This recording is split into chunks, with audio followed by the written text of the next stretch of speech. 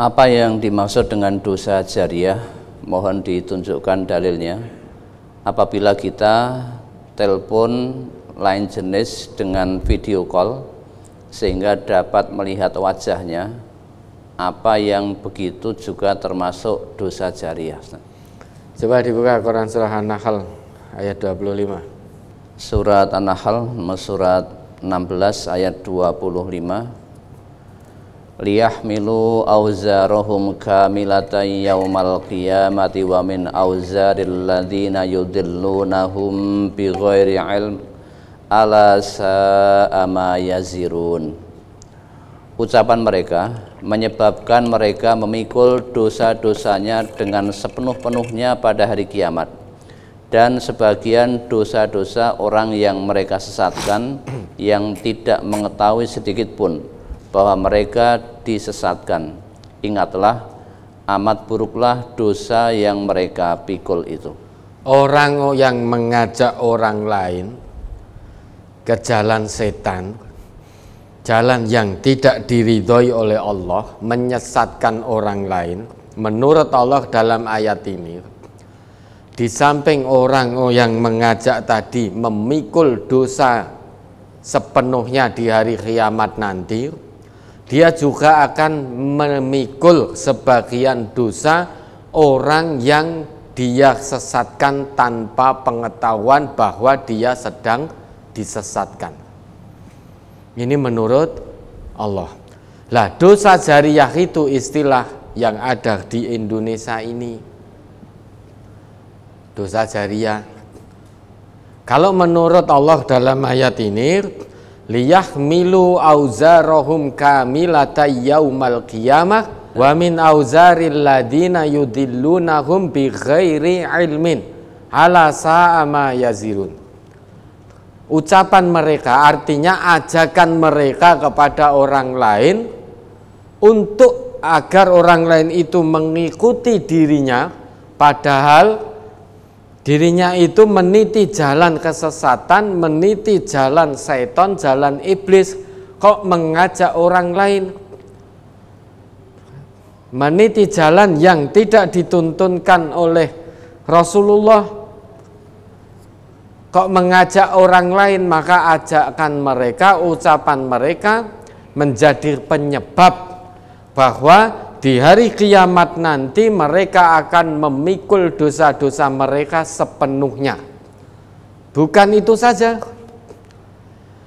mereka juga akan memikul sebagian dosa orang-orang yang telah mereka ajak tanpa mereka, orang yang diajak tadi tanpa mengetahui bahwa mereka sedang disesatkan oleh orang-orang tadi.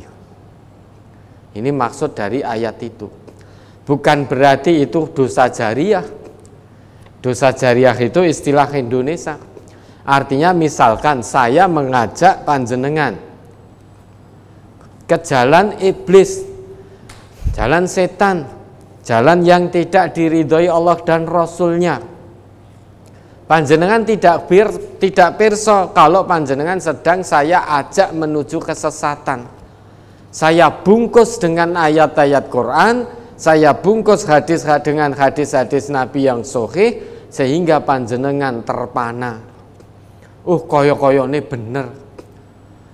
Soalnya sing dianu yo ayat, yo hadis. Eleke ayat ning ndi, eleke hadis ning ndi. Koyone bener. Wis tak melu wae. Tak melu wae. Nah, padahal ayat dan hadis ini saya gunakan untuk membungkus ajakan saya memang biar panjenengan ikut. Padahal ajakan saya ini isinya itu tidak berkesesuaian dengan ketetapan Allah dan ketetapan Rasulnya. Namun karena saya jadikan ayat dan hadis sebagai bungkus, jenengan menjadi terpana, tertarik, kemudian ikut tanpa bertanya lebih lanjut, iki bener dari Quran, dari Sunnah, atau mung karangan saya sendiri. Wis pokoke melu engko rak tekan surga. Wis ora usah bingung-bingung, ora usah repot takon dalil, wis pokoke melu engko tekan surga. Ya ternyata sampai di sana ternyata selama ini ajakan saya ke panjenengan itu tidak sesuai dengan tuntunan Rasulullah. Nah, di sana nanti saya menanggung penuh atas ucapan-ucapan saya, yang ajakan-ajakan saya ke panjenengan. Dosa-dosa ajakan itu saya tanggung sepenuhnya. Di samping itu sebagian dosa panjenengan karena ikut mengamalkan apa yang menjadi ajakan saya, tanpa panjenengan sadar telah saya ajak ke dalam kesesatan. Ketika saya menyesatkan jenengan, saya pun ikut menanggung dosa panjenengan sebagian. Dosa ketika saya berusaha menyesatkan panjenengan. Nah, usaha menyesatkan jenengan inilah saya mendapatkan dosa.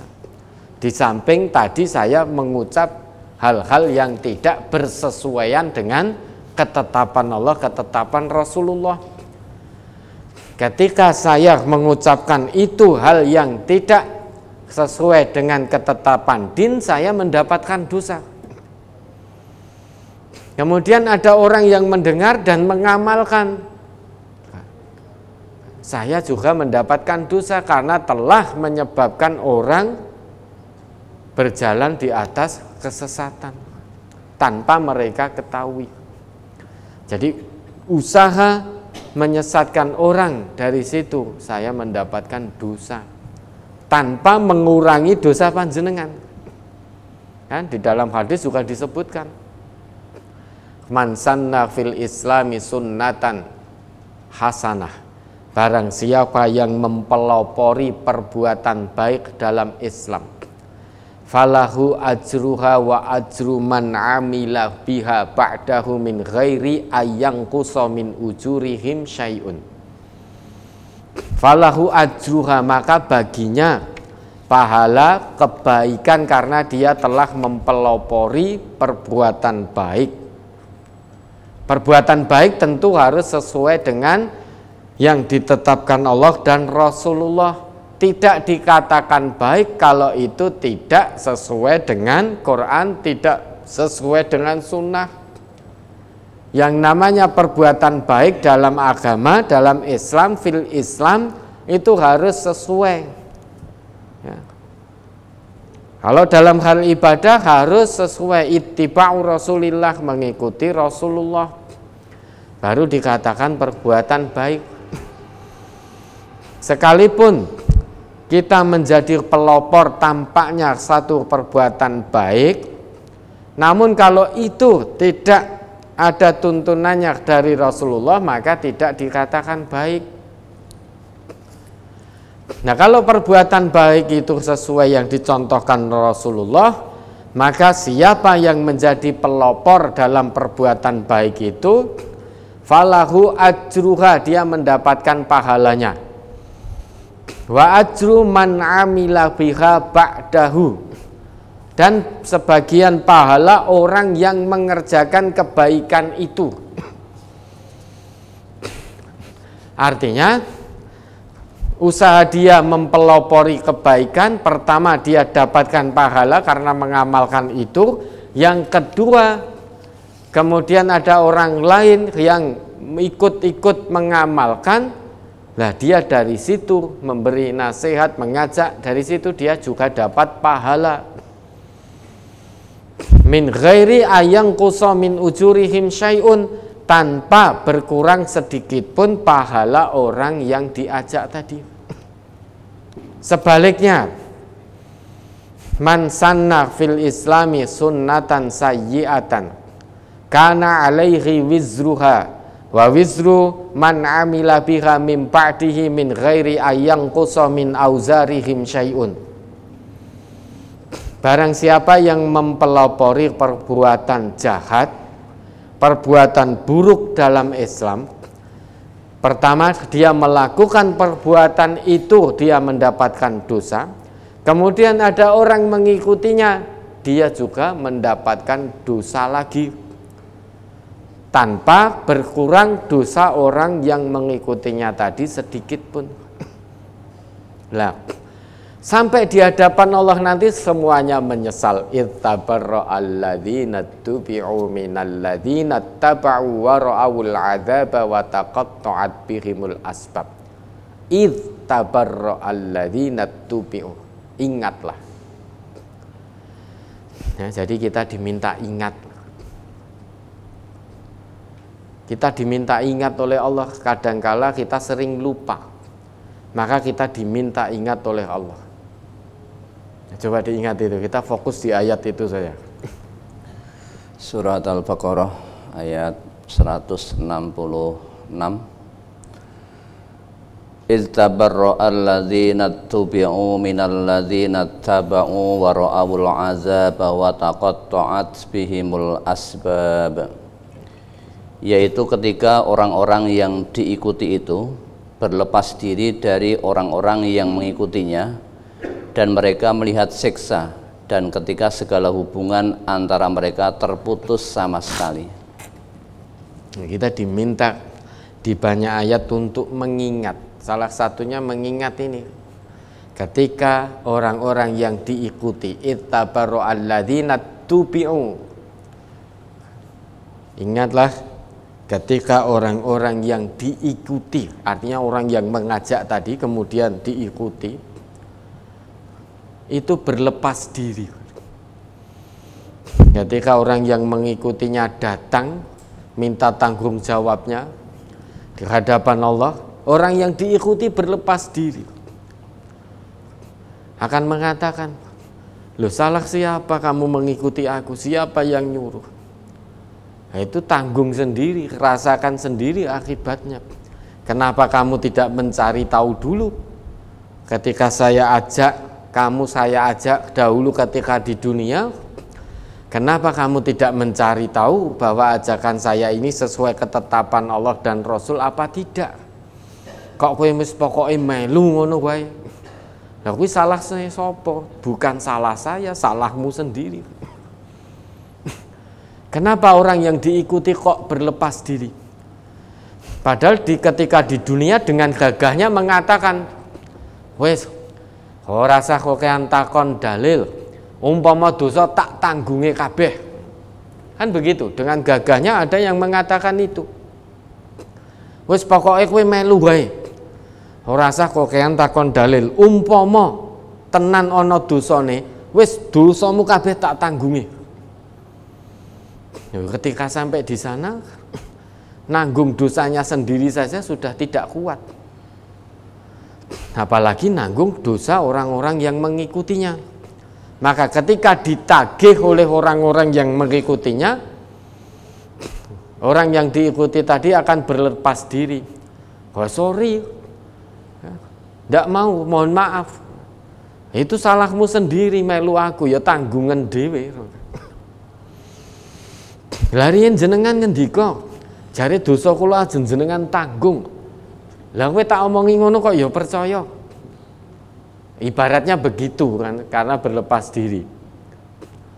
Lah kamu saya ngomongi begitu kok ya percaya, kok gampang mentak apusi. Ya wis rasakno. Nah, besok itu di akhirat segala sesuatu hubungan apapun akan terputus. Masing-masing bertanggung jawab sendiri-sendiri. Maka yang mempelopori perbuatan baik dan itu dituntunkan dalam agama, maka dia mendapatkan kebaikan demi kebaikan.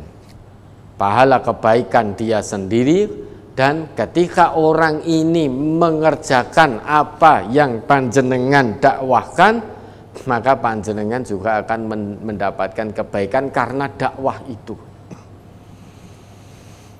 Kalau panjenengan menyeru orang ke jalan kesesatan, mengajak orang sombong, mengajak orang untuk memfitnah orang lain, mengajak orang untuk menipu, mengajak orang untuk korupsi, pertama jenengan dapat dosa korupsi, kedua jenengan dapat dosa orang yang melu-melu korupsi.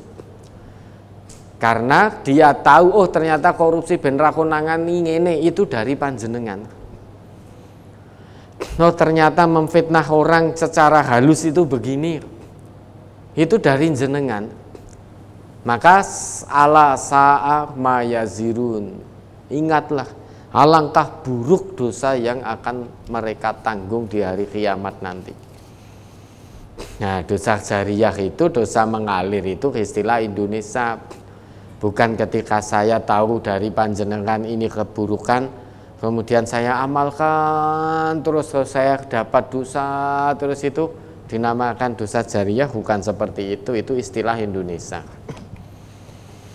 Kalau menurut ayat Allah dan hadis Nabi tadi, ya, orang tersebut akan mendapatkan dosa dari sebagian dosa orang yang disesatkannya tanpa dosa mereka berkurang sedikit pun.